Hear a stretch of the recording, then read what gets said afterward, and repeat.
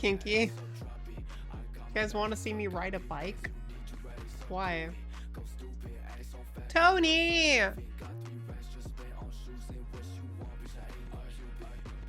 I'm calling for you, Tony. Hello. I'm here. Good boy. I promised you that I would talk about D&D.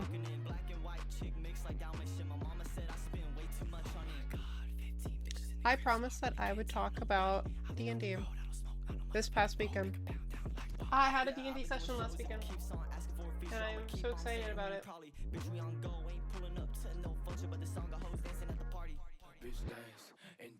And I was gonna tell Tony about it, but it was a lot to type out, so I just... Stream works better, because then I can just talk about it.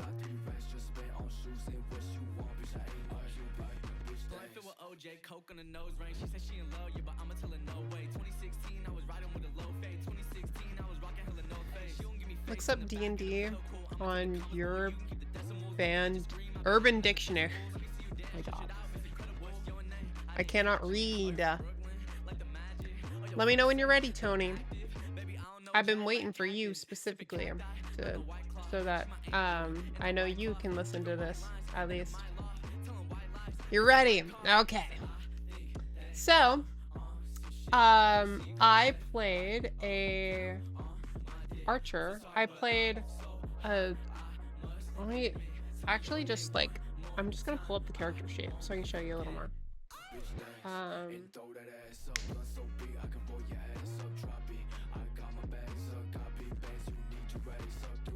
Her name was Jade, and she is a Shatter Kai fighter at level 11, and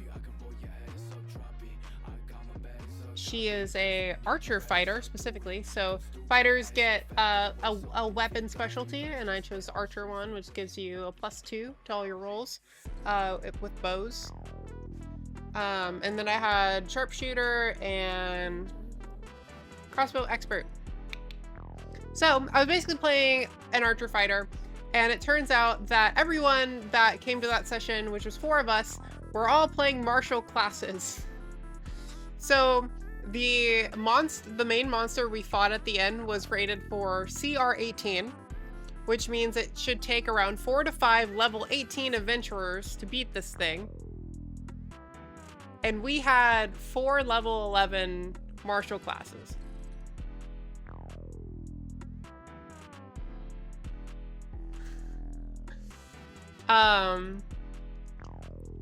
But you'll see how it goes.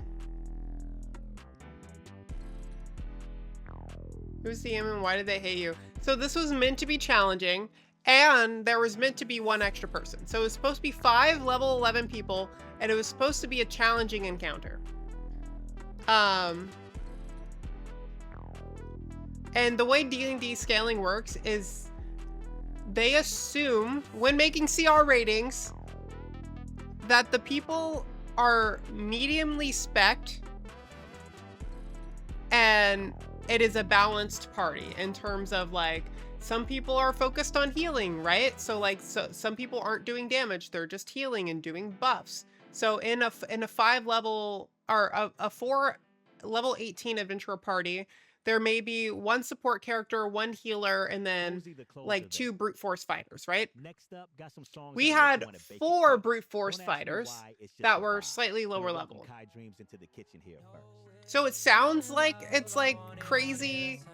We were crazy underpowered for this monster, but it was actually like, I'll just talk about it. Anyway, we were... Hi, Vanna, thank you for the sub. A tier 1 sub to Vanna 2118. Oh wait, Helpin, thank you for gifting a sub to Vanna. Gift subs in the channel. Thank you. So we were in unnamed town of unnamed city, in which 2 people at my table shouted both Poopville and Chicago. So we were now in Poopville, Chicago. as the fantasy world of Poopville, Chicago. And we arrive in this town to discover that there is a roaming, walking dungeon that is a large statue about, like, I think it was described as like 3,000, like 2.5 to 3,000 feet tall, something like that, of a roaming, walking statue dungeon made of, like, think Pika from One Piece, right? Like giant walking knight statue, right? Hope you stayed on the Chicago side. God. Anyway, giant walking statue that wanders the outskirts of the town and will occasionally walk through the town, but generally speaking avoids like buildings and stuff, right? And every time that the statue approaches the town, my dog wants to kiss you. She's licking the computer. I give your dog kissies. Just as cute. Thank you, Lehman. Hi, how are you? Welcome in. We basically, every time this walking statue comes through the town, there are tons of different adventurers that try to go in and beat this dungeon. But although many parties have gone into the dungeon or attempted the dungeon, no parties have come out successful. Woo! So every time it passes through town, a bunch of adventurer groups try to attempt the tower, right? And the first thing was trying to figure out how to get into the tower. And we're basically watching the tower walk from a distance, and we were watching other groups try to enter the tower. And we saw one group, foot was coming down, they were trying to figure out what to do. Squished! They died. Think the Origins robot. You just got stepped on by the Origins robot.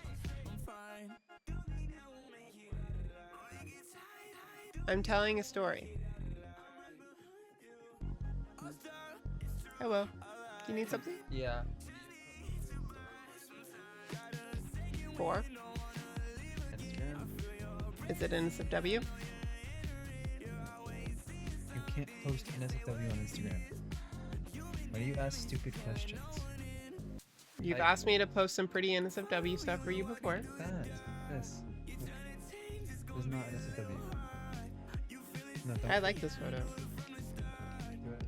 Just put on your story and make people like, because I want to get rich. I need to get rich. You know why I need to get rich? So I can pay my car insurance next month. I have to pay 6 months of car insurance next month, and I have 18. With your 3 sugar daddies, I'm sure you're okay. I have 85 cents in my bank account, chat. Don't listen to him. I swear to God, I have 85 cents in my. I have 85 cents in my bank account. Just because And you then transfer it all to other. My other one has $3. I will show you, and my credit card is maxed out. I will.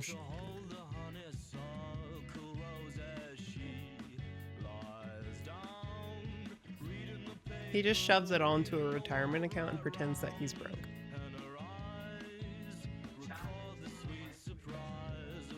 It doesn't get better. It doesn't get better, chat. What do you mean? The more you spend on that credit card, the more balance you have. Chat, I'm gonna tell you right now, it doesn't. If you don't fix your spending, chat, if you don't fix your spending habits now, just because you make more doesn't mean that your problems go away. They actually just get bigger. Why is your credit card maxed? I will explain to you in DMs, Tony, because I'm comfortable talking to you about that. Everybody else does not get to know. Chat, fix your problems by not being like me. Anyways, having that said, I'm actually very financially responsible. I just don't have self-control. That is why my bank account has nothing in it. did you buy? No, didn't buy it. I was short on rent. I had to ask somebody to send me money so I could pay rent. Hold on.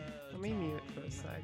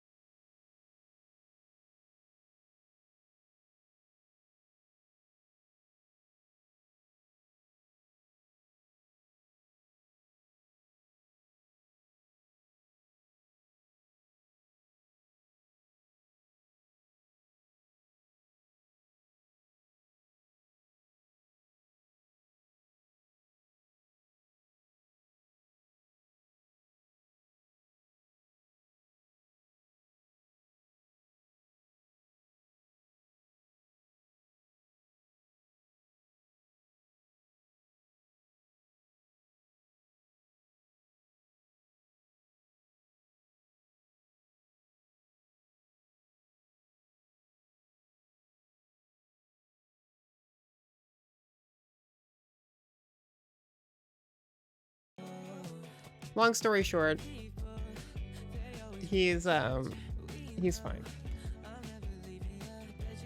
He's just putting himself through unnecessary challenges. Anyway. Hi, Super Idol. Welcome. How are you? Awesome. Hello. Thank you for the sub. 10 months. Poo buns? Actually, no. You can leave, Blossom. I didn't see that you said poo buns.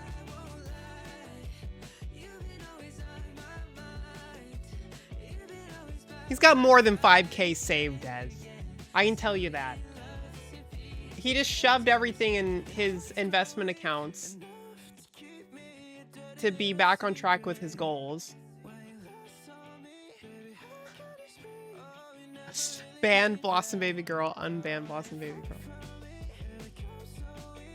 Anyway, back to talking about D&D, because that's the important things in life. I'm used to it.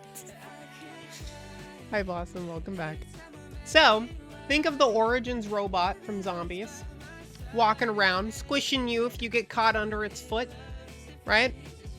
Okay, well there is a big vault door at the bottom of both of these feet, and we're able to see it, and we're seeing how these adventurers are trying to get into it, and then they get crushed, they get stepped on by Dommy Mommy Robot Knight. We don't know the gender of this robot. Statue, not robot. It's just a living statue, but like a really big one. And now it has stepped off of these people that it just murdered, and it is now about to step on us. So, cue roll perception. We see a vault door. We try to perceive. Me and one other person are rolling to try to perceive a way to open this door. There is a button that is the same color as the stone around it that is meant to be like pressed or triggered somehow that we see. And since I am an archer, I immediately take out my bow. And then I think I rolled like an 18 and I have a plus 12. So we hit it. We hit the button. We did indeed hit the button. The button, the door opened. Seeing that the door was open, we all huddled together and like move our little huddle around and center ourselves up with the center of this vault door that is open as the footsteps on us, right? Oh yeah, you hit it. I did hit it, yeah. And then, plonk, footsteps on us, but we're inside the little hole. And then as soon as the footsteps on us, we get launched up, what I think was said to be like 40 feet or something like that. Where we then Awake in a chamber, a dungeon chamber. This dungeon chamber is a small circular room. About, I think it was like 30-foot diameter. And it had a ladder going up to another floor with a very similar room. Also, same size, same everything, except this one didn't have a ladder going up, but a door on the ceiling. So, now you're thinking, well, how do you open that door? There's a door on the ceiling of the second room. I bet there's a way out of there. So we start looking around the room. We start moving things. There's a painting that's crooked. We take off the painting, touch the wall a little, you know, try to see if there's a button. Try to see if there's some type of hidden door somewhere. There's a desk. There's things on top of the desk. We start picking up the different things and moving things around. There's a notepad, but there's nothing written on the note. So we think, oh, maybe we have to write something. Someone starts writing on this little notepad. Nothing. There's a bed. We flip the mattress. Nothing. We make a last-ditch perception check to look for anything. Have the DM throw us a bone. On the ladder to the second floor, in between the two floors, there's a message on the stone between the two rooms. As above, so below. Fuck. We just moved a bunch of stuff, and now we have to make both rooms exactly the same. As above, so below. As the room is above, the room below shall also be. And we think, well, what?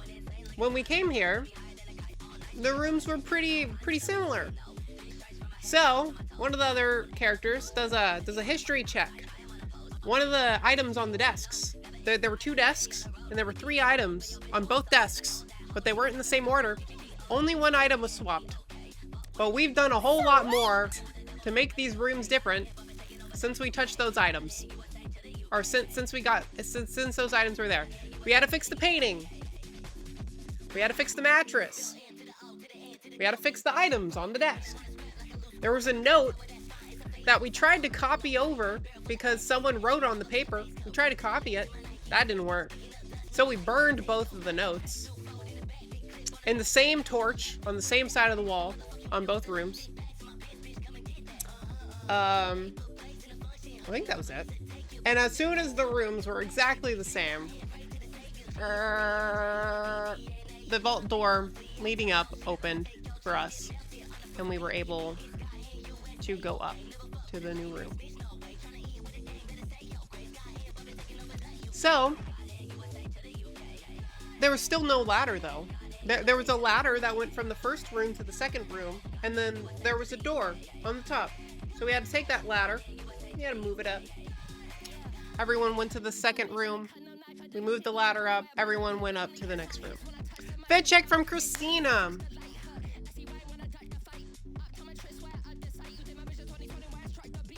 Oh gosh. Hi, Christina. Gotta stretch and take medicine. Welcome back, Disney.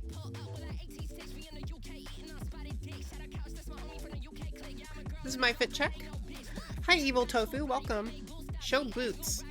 They are not boots. They are socks. They are sockies.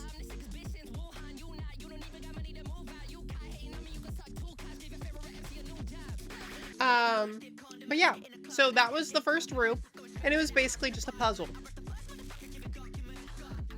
Now, we enter the second room.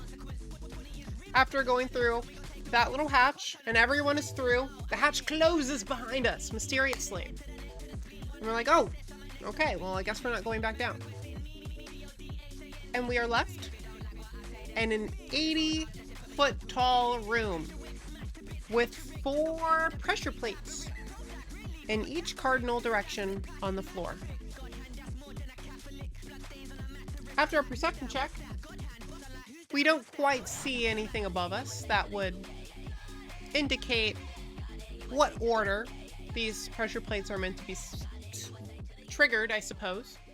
And not knowing what exactly the pressure plates do, we decide for each of the 4 members of the party to in synergy, press each of these pressure plates at the same time. We all line up, we count down from 3, we discuss that we go on go and not 1, and then we hit the pressure plates. Silence. We smell something. It doesn't smell good. Then, click, boom! There's a giant explosion throughout this entire 80-foot room. And we take a lot of damage. But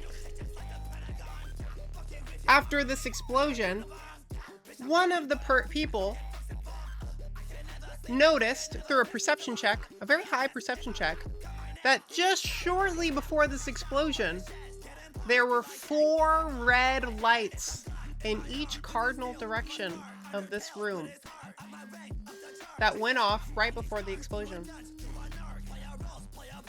leading us to believe that this explosion was due to us being punished for the wrong answer. So, now we need to figure out if it's not all 4 at once, it's probably a combination of individual pressure plates. And we need to figure out which is which. So, we start with never eat soggy waffles. North. Green lights! Oh my god, there's no explosion. We get green lights. Okay, we're doing something good. We go to south. Green lights! Ding, ding, ding, ding, ding. We go to east. Nothing. Another explosion! We get hurt again. Womp womp. It is in this moment that we realize we're only getting pretty burned from about the waist up. So, we decided to crouch on the floor for our triggering of the pressure plates so that we don't get burnt. But luckily, we knew it was north and then south, and we knew it wasn't east. So we did west and then east. Never eat wabi sockles. No. Wait.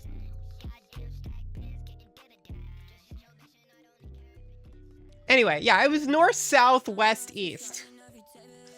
Anyway, that was the combination. We got it. As soon as we did that, there's a staircase of stones protruding from the wall. Boom, boom, boom, boom, boom, boom, boom, going around this whole cylinder, going up about 40 feet, and then the staircase just ends.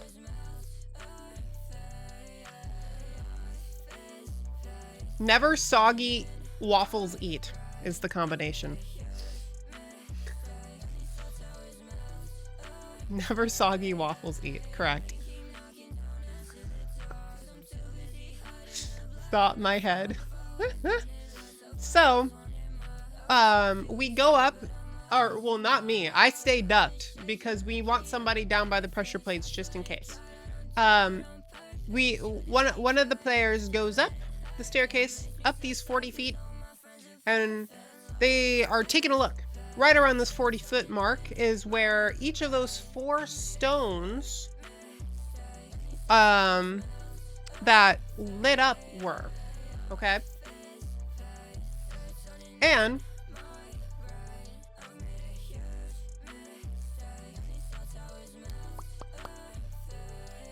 each of these 4 stones, above them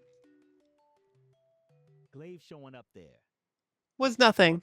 I got a set with a real powerful. Except for one of them. One of them had a button. There was now a button just above one of the 4 stones that lit up.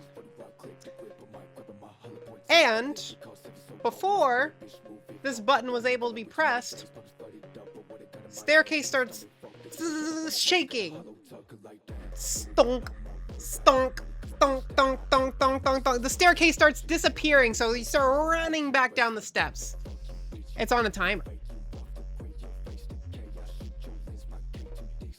The staircase can only stay open for a certain amount of seconds. And this button is like 80 feet in the air or something like that. I don't remember. It's really fucking up there, right? So, as an archer, being told about this button, we hit the pressure plates again, north, south, west, east. Boom, boom, boom, boom, boom, boom, boom, boom, staircase.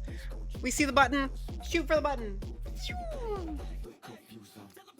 Ding, got a green light. Staircase, donk, donk, donk, donk, donk, donk, donk, donk, donk, disappears.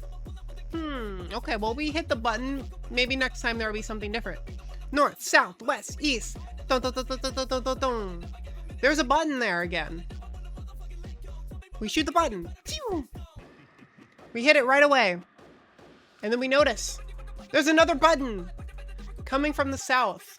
There's a button again. There was a button on the north. Now there's a button on the south. We aim to hit the button. Staircase goes away before we can hit it because someone missed. Not me. I didn't miss. Someone else was trying to hit the second button. They missed. So we hit the button. We hit the pressure plates again. North, south, west, east. Boom, boom, boom, boom, boom. First button, second button. There's now a third button. We hit that one. Staircase goes away. North, south, west, east. Boom, boom, boom, boom, boom, boom, boom. North button, south button, and now it's east button, west button. As soon as that's done, the stairs that were once out and on a timer stay out. They don't go away anymore. So we walk up these 40 feet, all of us, and as soon as all of us are at the top of this 40-foot section, remember, it's like an 80-foot tall cylinder that we're in. We're in like the leg of this walking statue. Remember, this whole dungeon is inside a giant statue. We're inside like the leg. We're at like the kneecap is like the top of this area, right? And we're in like the main like shaft of the leg right here. So we go up about halfway up this leg, and as soon as everybody's up there, the staircase that did go all the way around, leading us down that 40 feet, rises up and becomes a solid floor that we can no longer go down from. Okay, well, where do we go from here? One of the players starts walking around. They hit a string. The string snaps when a magic needle comes out from where the string snapped and went straight for their heart. Gah! They took a bunch of damage. Glad that wasn't me. So we perceived the room going all the way up this shaft. There are a variety of strings, but with a fine eye, you're able to see some of them glint with a hint of red. Is red good or is red bad? This other person just hit one, but they didn't see what color it was before it got triggered.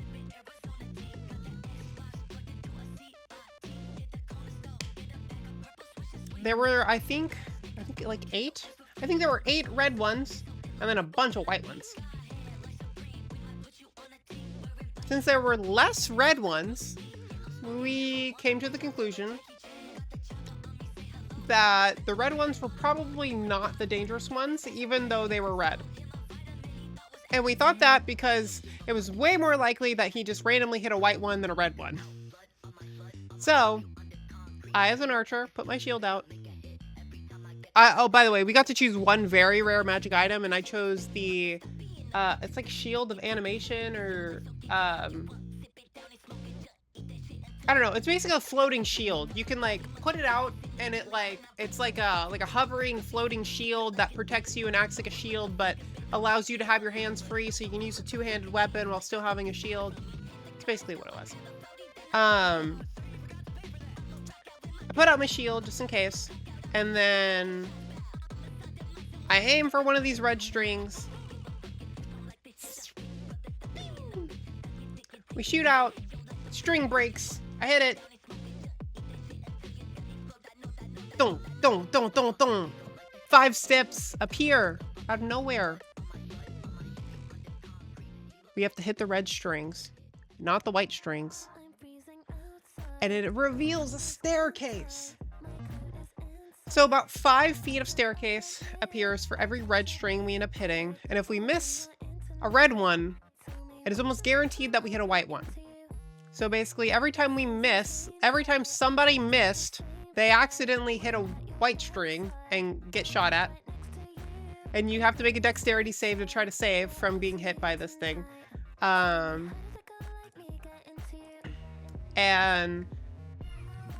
we basically go through the shenanigans of hitting each and every one of the red ones to reveal the staircase. And then one person tries to go up, and without really looking too carefully, they didn't realize that they hit some white strings as they were walking up the stairs, because the white strings were still in the way.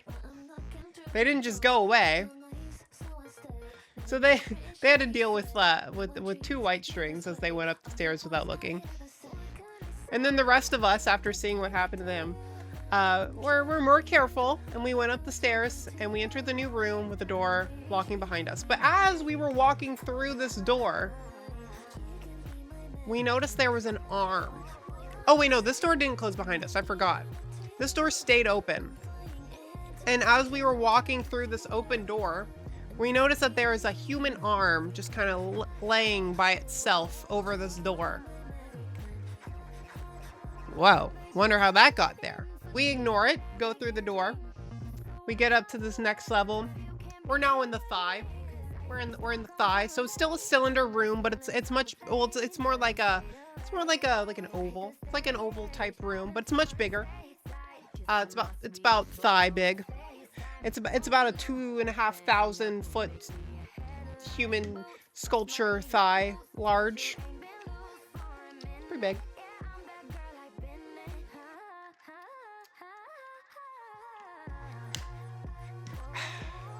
In this room is a variety of plants and vines. There's a large hedge, it's like a stone. It's stone, but it's covered in vines and shrubbery. And it divides the room about halfway through, making 2 sections of room, with a large section in the back. In between this wall and the right side of the room is a gazebo. And the further back in this room you go, the less light there is. It's darker, it's grungy, there's more and more plants, it's more dense. You can't see what's back there. After one of the people had some type of ability that allowed them to like convene with nature around them. I forget if it was just a spell they had. I think they were a paladin or something. I don't know. They basically learned that basically every plant in this room was venomous, poisonous. No, poisonous. Yeah. Wait. No, venomous and poisonous, because Venus flytraps I think are venomous, and then other plants were poisonous, and some of them just wanted to eat you. Scary. Okay, well, we can't touch the plants. We start exploring a little wind. We start walking in. And then we notice that some of the vines are moving like snakes. They're slithering throughout the room. Well, we don't know what's going on there. And then we hear a voice from the darkness on the other side of the room. It sounds like the voodoo guy from Princess and the Frog. It's got like a smooth southern little accent. Except it's a female plant apparently. But it just sounded like the voodoo guy from Princess and the Frog. So that's how I imagine them. And they are hungry. Num num num num num num num. They want blood, and it must be fresh blood. And we have options. This broke you the last one there. The plant just wants to be Coming next, fed. I got some music to get you hyped up. We can Right feed over it here. ourselves in an attempt of fighting it, or we could sacrifice one of our own. Either way, we have to pay individually to go forward, or fight trying. So, I pick up that arm that we see in the doorway. And I say, "Will this do?" And I wave it around. The plant says, "Honey, I don't have eyes." Fair enough. So I throw it into one of the Venus flytrap looking things. It goes num num num num num num num, and it eats the arm. Yum yum yum yum yum. Very good. You may pass, is what I was told. And then they gestured their little vine tentacle hands towards, basically, like, I couldn't see it because remember there was this wall, there was the gazebo, and then this little plant guy was kind of behind the gazebo. So like, imagine a wall, the gazebo is like here-ish, and then the plant guy is like back here. So he gestures to go towards, and then around this hedge and between the plant guy, there's this door. It's just open. It's a nice open doorway.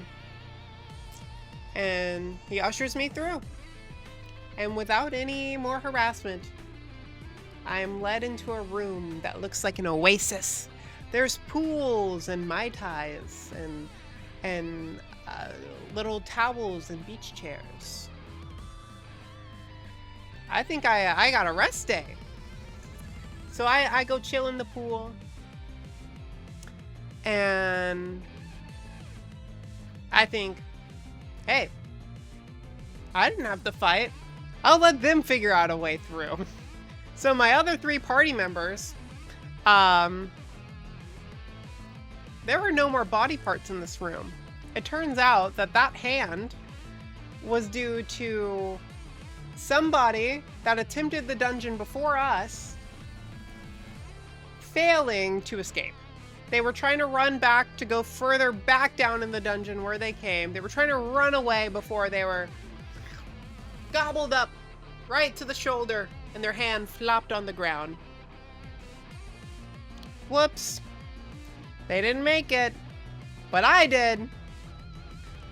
So, between my remaining 3 party members, there were no more arms, there were no more body parts.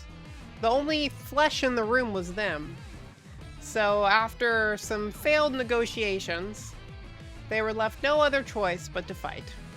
So they start a battle with this Venus flytrap thing. It's like, think kind of like, I pictured it as like Flowey from Undertale. Like with the like amalgamation of all these different like plant types, kind of like making human faces but talking in this southern voodoo accent. That's about it. Omega Flowey. Yeah, like Omega Flowey. And they are battling this and I am chilling in a pool. And I'm enjoying my little pool rest time while they're in intense battle with this Omega Flowey. Until I get a little thirsty. They're about halfway through their battle. And I think, there's some Mai Tais over here. A little snack break might be okay. I go grab a Mai Tai.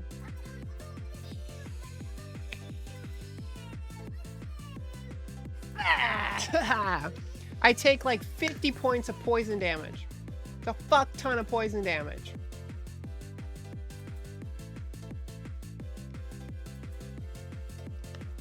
I'm pissed.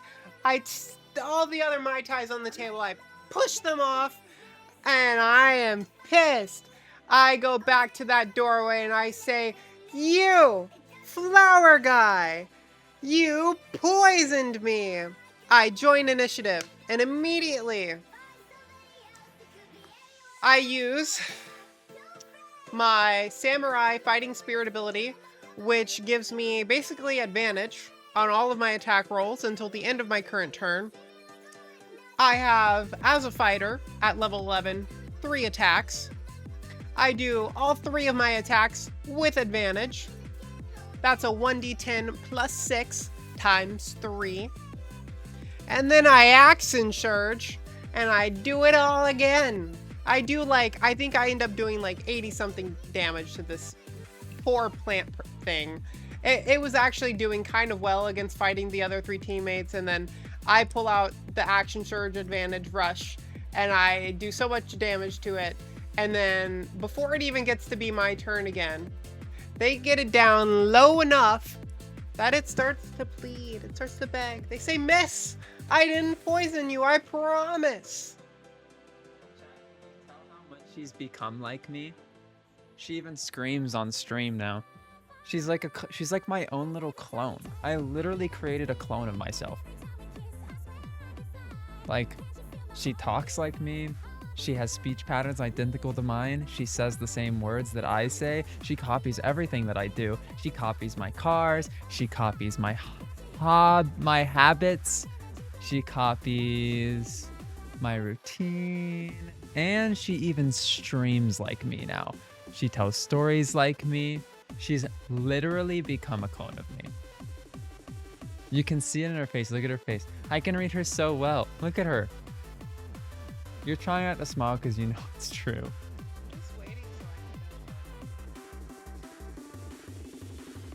She even flashes me, all the time. You guys can't read her like I can. I've been living with her for 2 years. Trust me, I would know.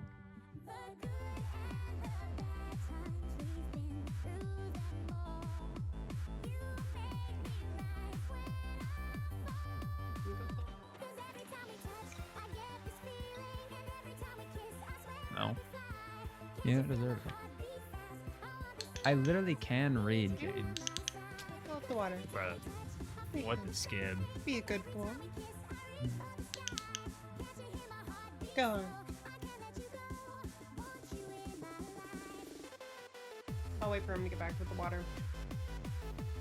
If I start retelling the story now, I'll get interrupted again when he gets back with the water.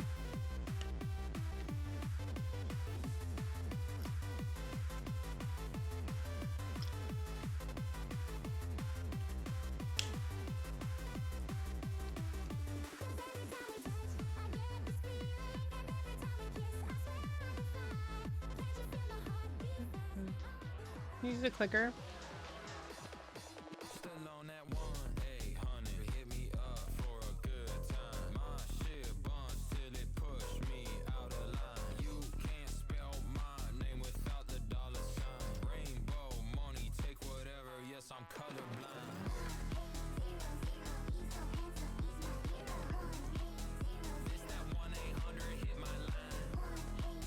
Good girl. Ah.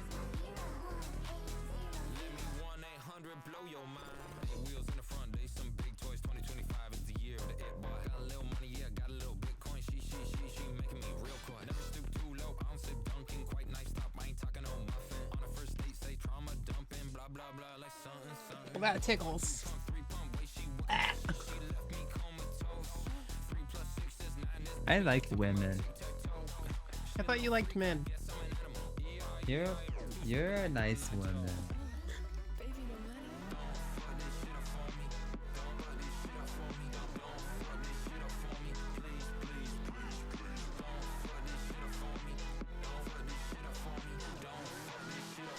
So, the big Venus flytrap amalgamation Omega Flowey guy starts begging for his life.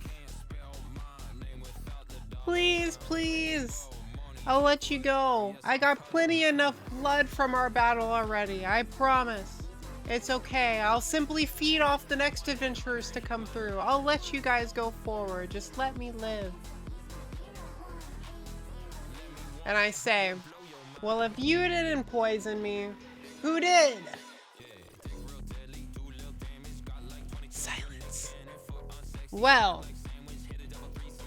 I can't remember exactly, but the last adventurers that came through here, the last group that proceeded to the next room, they were a group of 6, and they sacrificed 3 of their own to get past me. I let 3 of them through. The next room is supposed to be a relaxation room, somewhere for you to get a little strength back before continuing through the dungeon. But since this other party sacrificed 3 of their own, they no longer had the manpower to feel confident continuing throughout the dungeon. So instead, they set traps to sabotage future adventurers coming through. They poisoned Mai Tais. They set one of the pools to be lava and disguised it to be water, along with a multitude of other traps.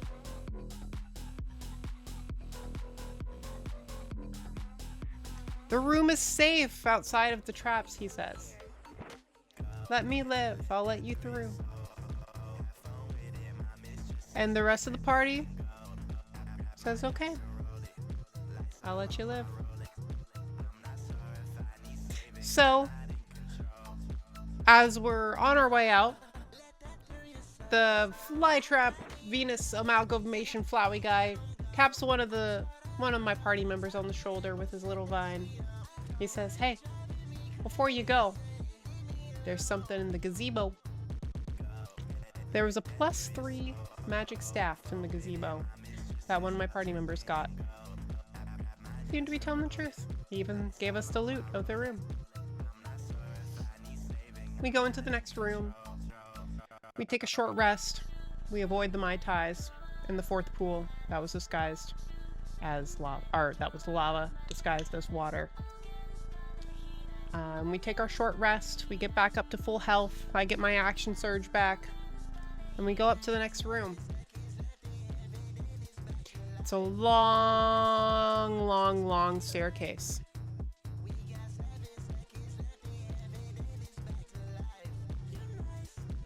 Very, very long staircase. We go up the staircase after what seems like an hour of walking upstairs. The DM is technically just cutting out content because it's supposed to be a one-shot and it's like 10 at night already and we're supposed to be out of there by 12.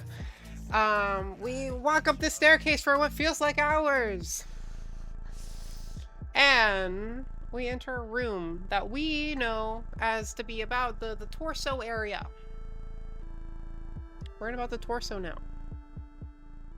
Finale time? Not quite. Not quite. We have one more thing before the final room. Now we're going for a laid-back, chill vibe. We have a puzzle. Arden leading the way.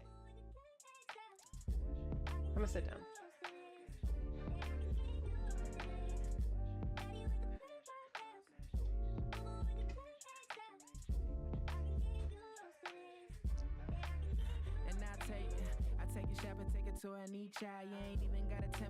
In this room, there are 8 little sections, 8 little cubbies on a wall. And in the middle of this room are a variety of little statues. And among these statues is a king, a queen, a baron, a dagger on a pedestal, a curtain, and a balcony. And below the 8 cubbies on the wall is a story. The story goes as follows. The king was walking through his kingdom, admiring his treasures. Shortly following behind was a power-hungry baron attempting to take the throne. The baron stole the dagger, with the queen watching in secret. The queen went to warn her husband, but fell out the balcony. What to do? We have a story that isn't quite finished. And we have puzzle pieces. We have statues, figures to tell a story. So we start to recreate the story. Depending on what pieces are put in, different stories and scenes appear.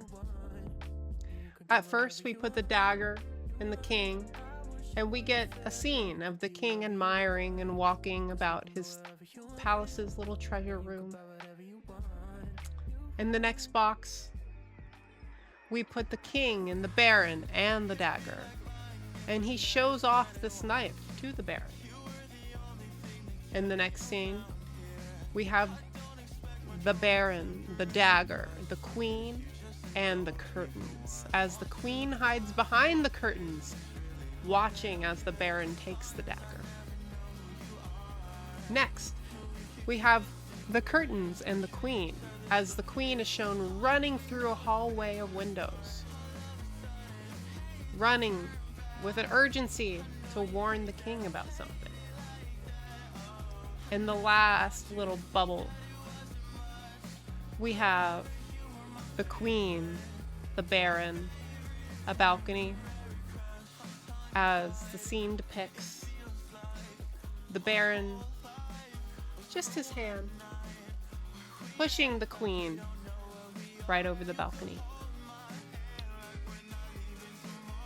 But we still have 3 more boxes. There are 8. We've only done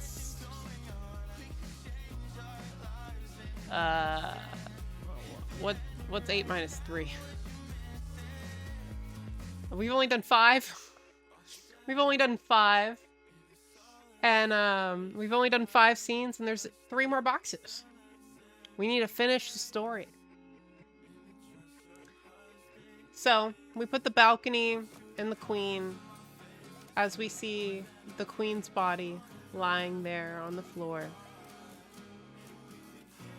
And we put the king down on the floor too. So the king finds his wife fallen from the balcony. In the next scene, we put the queen, the king. Okay. We put the king and the queen and the baron as the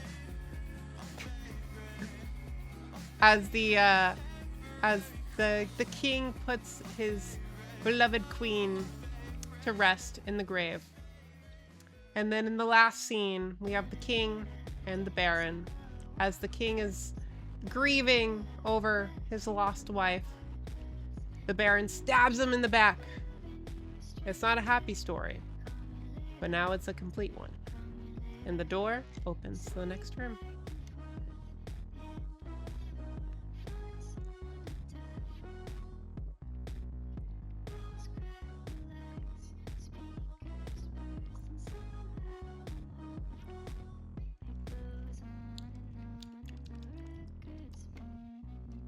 So, we walk into the next room as we see a statue. This is a large room. As we interpret, we're now inside the heart of the statue. The 2,500 foot statue. We're inside the heart of it-ish now. And inside this heart is another statue. Still really big. Still really big statue, but smaller. So it's inside the other statue. And we think, this is it. This is the final guy. So we pull out all the stops, and we start slashing and shooting at it. And I mean, it's kind of hard to recount individual battle stuff, but it threw a rock at me at one point, and it did a lot of damage, but I was able to use the rock as cover. So I now had cover from this giant statue guy that was devastating my other party members because they were all melee and I was the only ranged person. And it, like I said, this monster was meant to be a CR 18 monster mostly because of its health and resistances and attack damages. This monster had resistance to almost every single element except like radiant and force and I think like psychic or something like that. I don't know. It had resistances to almost every type of magical effect, meaning that if we had any kind of casters in our group, their damage would have all been halved. On top of a typical group having support characters. And since we were all melee characters that did either regular bludgeoning or piercing or magical bludgeoning and piercing damage, the monster was basically at our knees.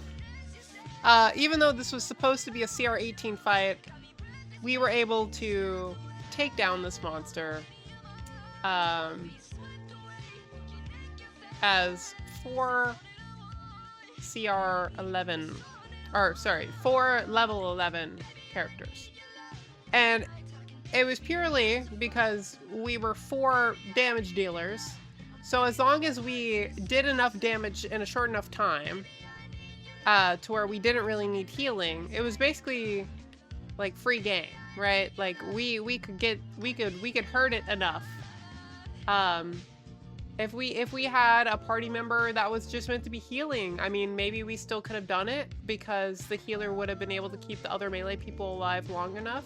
If we had a spellcaster and a healer and 2 melee fighters, where the spellcaster's damage was being halved and they were still being attacked, it would have been a lot harder for us to do it. So it just kind of lucked out that we all were melee fighters and we just took the strategy of hit it as hard as we can, as fast as we can, and hope we do enough damage to hurt it badly enough before we need healing. And we did have some potions that we hadn't used yet. Remember, we were able to take a short rest so we could save them from earlier. But the DM gave each of us 1 superior healing potion and 2 regular healing potions. So I got hit with a rock, and then I used the superior. And then basically the fighters were just using their bonus actions to take healing whenever they could. Hi Mink, how are you? It's been a while. Welcome. And we just hit it. We just kept hitting this this thing until eventually I got the final hit on it. Actually, it was pretty nice. I shot an arrow right between the little slots on its helmet, and then its head exploded into stone rubble as stone rained down, and we defeated the dungeon. And that was it. You know, classic. Door reveals lots of treasure. You collect your treasure, and then you escape the dungeon, and then you're praised in Poopville, Chicago, for being the bravest warriors that conquered this dungeon. Yay! And that's it. That was the one shot. Very, very fun. Best story ever. I'm glad you liked it.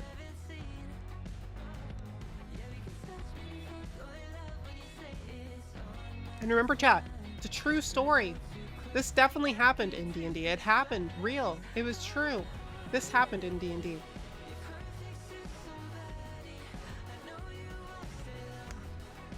Forgot that was the name of it. Poopville, Chicago. The wildest stuff happens in Poopville, Chicago, chat.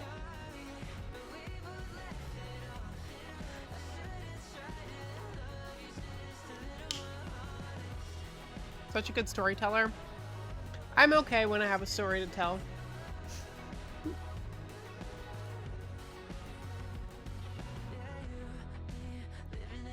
Anyway,